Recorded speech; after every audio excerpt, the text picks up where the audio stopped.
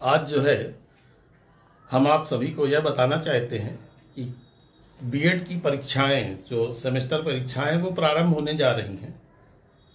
कभी कभी ऐसा भी होता है कि छात्र प्रश्न को पढ़ करके परेशान हो जाते हैं कि उन्होंने वह प्रश्न नहीं पढ़ा है और हम इस प्रश्न का जवाब कैसे दें।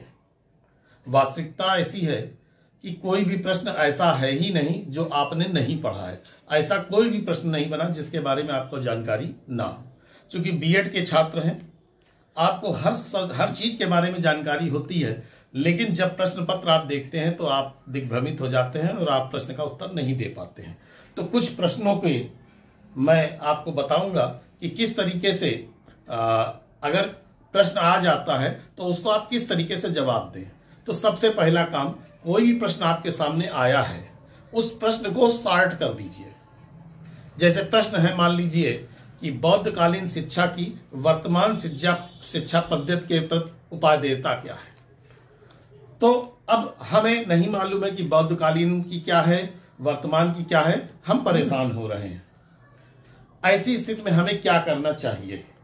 तो ऐसी स्थिति में हमें कुछ भी नहीं करना है, केवल एक काम। सबसे पहले बौद्धकालीन शिक्षा।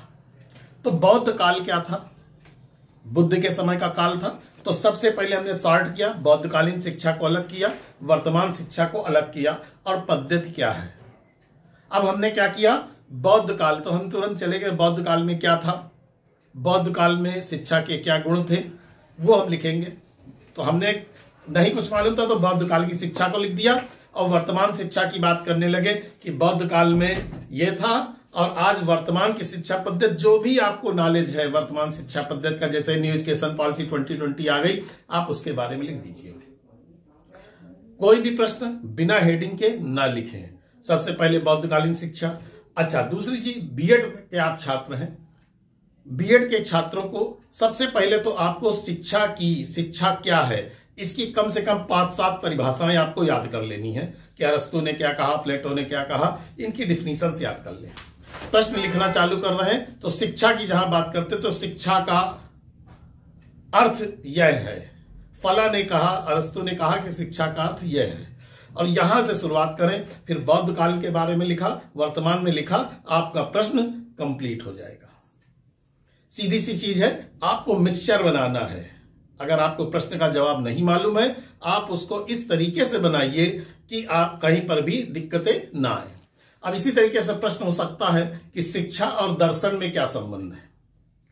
तो अब जहां पर बात आई, तो अब शिक्षा हम जानते हैं, दर्शन जानते हैं, फिलॉसफी को भी जानते हैं, एजुकेशन के भी जानते हैं, लेकिन उनके बीच में रिलेशन नहीं जानते। सीधी सी चीज है, हमने कुछ भी नहीं किया। सबसे पहले शिक्षा की परिभाषा, शुरुआत हम वहीं से करेंगे। शिक्षा क्या है? भिन्न भिन्न मनोवैज्ञानिकों ने शिक्षा की यह परिभाषा बताई, 2-3 के कोटेशन हमने डाल दिए। उसके बाद शिक्षा की परिभाषा लिखना चालू की।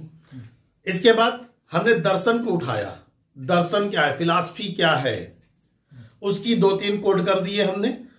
और जब आप कोड करेंगे तो बस वही रिलेशन है, वही संबंध है।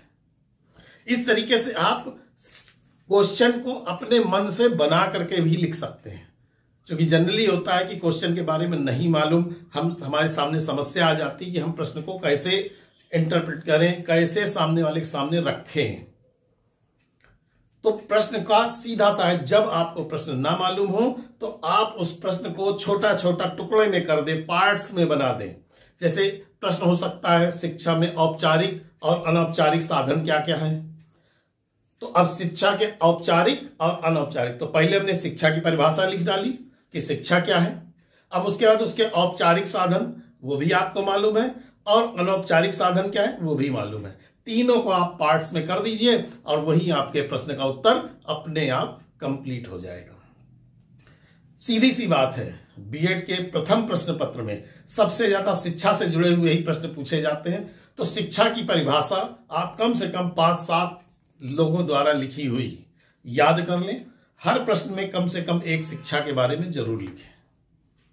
उसके बाद उसके आगे जो भी, मतलब सीधी सी चीज है, कोई भी प्रश्न है, किसी भी तरीके का आपके सामने प्रश्न आ गया है, उस प्रश्न को पहले टुकड़े टुकड़े में कर डालिए, उसके पार्ट्स बना दीजिए। जैसे भारत में दूरदर्शन की विकास यात्रा, तो अब पहले तो भारत में दूरदर्शन, तो पहले दूरदर्शन क्या है, दूरदर्शन में क्या करते हैं, दूरदर्शन से हमें क्या फायदे हैं, इन सभी के बारे में हमें अध्ययन करना होगा। और निश्चित है आप 100% मान लीजिए किसी भी प्रकार का कोई भी प्रश्न आएगा, आप उसको बाई पार्ट्स करेंगे, उसके शब्दों का अलग अलग अर्थ निकाल दें। अगर प्रश्न पूरा नहीं जानकारी में है, अलग अलग अर्थ निकाल देंगे, आपका प्रश्न अपने आप कंप्लीट हो जाएगा। तो इस तरीके से आप परीक्षा की तैयारी करें। प्रश्न कोई भी आए देख के घबराए नहीं, उस प्रश्न के टुकड़े करें। फर्स्ट पेपर में इतना ही, और सेकंड पेपर के लिए कल हम लोग फिर आपसे मिलते हैं। धन्यवाद।